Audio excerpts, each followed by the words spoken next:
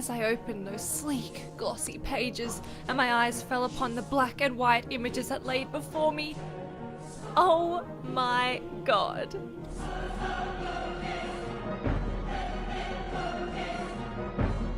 My kid self was traumatized. So you're probably wondering how I got here. Here in the deep, dark places of R-rated Doujinshi. And it all started with a trip to Japan. That and a language barrier that led me to accidentally purchase restricted 18+ manga from a Japanese store. Ones that traumatized my child mind. Now, this story is super embarrassing, and I still get secondhand cringe knowing what I know now. So please hit that like button and subscribe to make the pain a little less agonizing. And if you actually want to see the items in question, just watch until the end of the video, where I will be exposing myself to them again after so many years.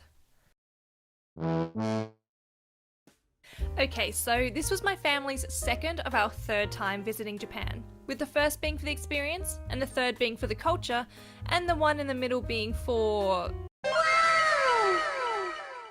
well, another type of culture. You see, my sister and I were in those prime ages to be influenced by the big eyes and sexy faces that is anime. You know the age. In truth, we'd been fans of the content since 2005, when anime was in the midst of enthralling storylines and, questionable art styles. And with us loving video games, pop culture and movies, collecting manga and anime was just an everyday part of our lives. While others in high school were buying One Direction tickets, I was buying...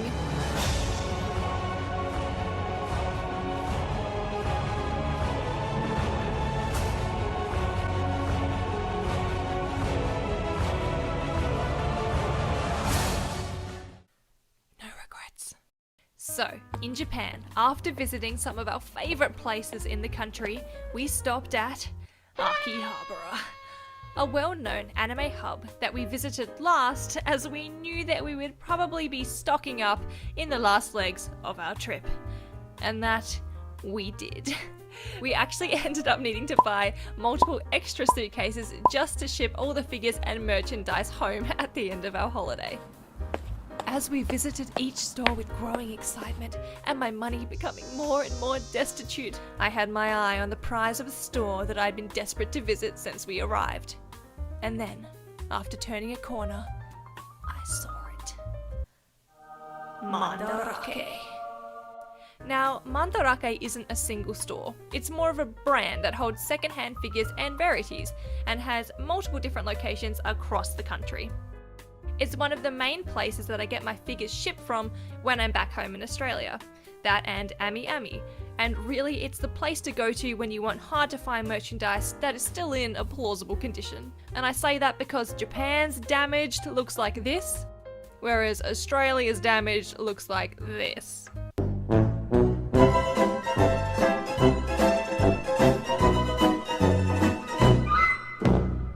Anyway, so I was hella pumped to visit one of my favourite brands in person, and the child version of me knew what I wanted.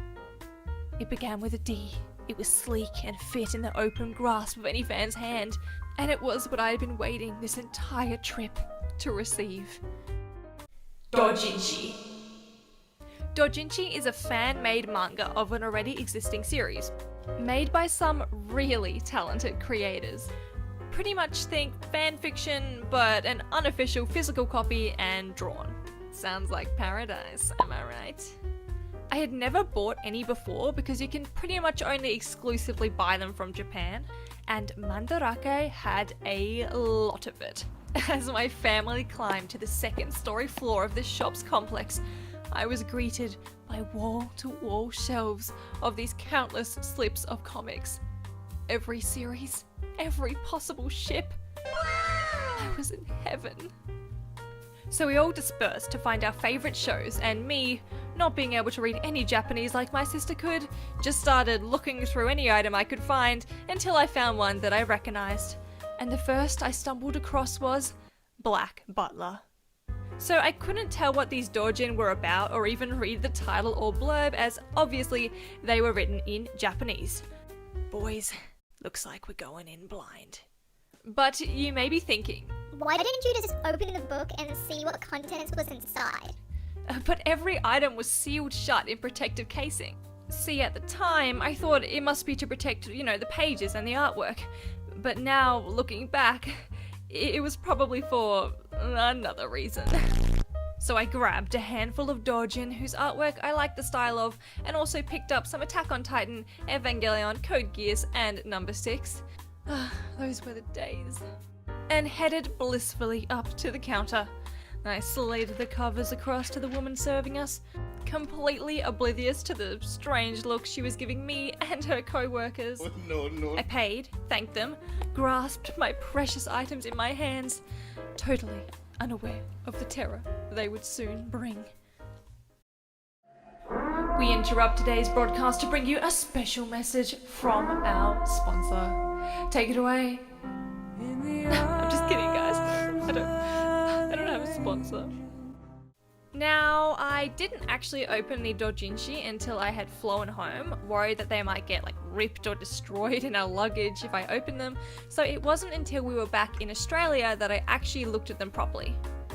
And that's when I saw it. I noticed that the first book I had purchased had a giant R+ on its outside. I looked at the next. It had the same. And the next. And the next. Okay, so some of the figures I buy tend to be of a questionable nature anyway, with a guilty pleasure of mine being High School of the Dead. It's art, okay? So I didn't really expect anything that bad to be within these pages, and literally all the ones I brought back with me had this symbol on them. So I just thought, and began to open them. But I was not prepared for what I was about to witness. My child eyes were shook. So, apparently the staff usually ask to see some sort of ID when purchasing this type of doujin, but someone told me that they don't really like to ask foreigners. And my white ass definitely looked foreign. I don't know if that's true, but it would explain the strange look the woman behind the counter gave my child self when she knew I was buying a fat stack of doujin that was super graphic. And at the time, graphic meant graphic. Strange shapes, weird expressions.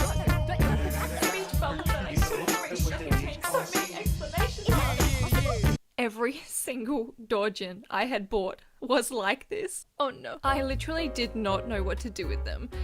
I didn't want to throw them out because I'd spent so much money on them. So I just put them in the furthest reaches of a storage closet. And I haven't opened them since. Until now. So I don't really think it will be that shocking to me so many years later, but I remember being scared of it at the time, so I'm not sure how much of this I will actually be able to show on YouTube. But let's go. So this is the first one that I have here, and it is super cute. It's got stars on the back. Oh my god. Okay, I don't know what the story is going to be. Maybe something about an alien. Okay, it starts off pretty normal.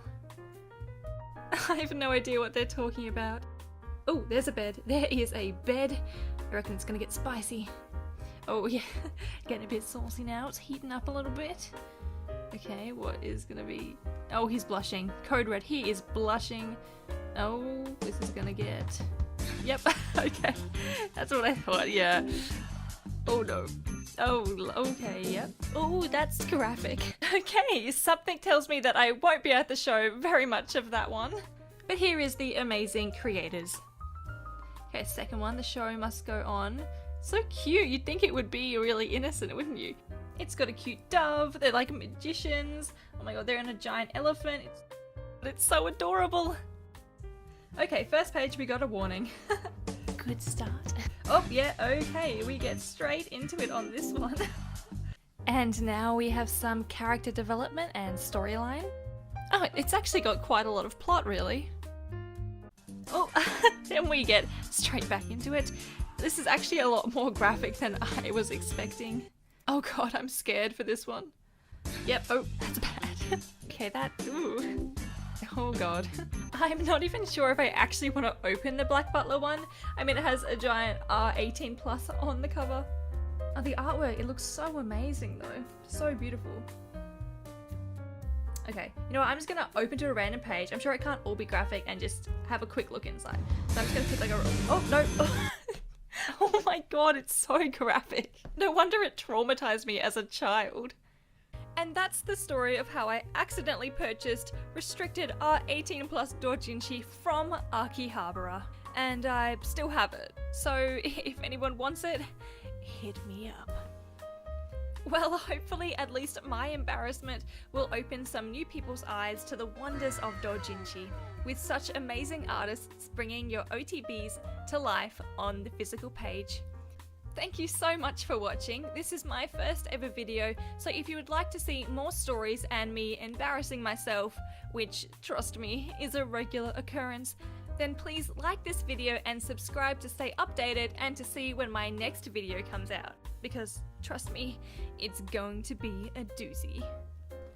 But until then, my name is Neve, and thank you for joining me for another story time. I wonder what that lady thought about me buying such graphic doujinshi as a child. I mean, she's probably read them as well.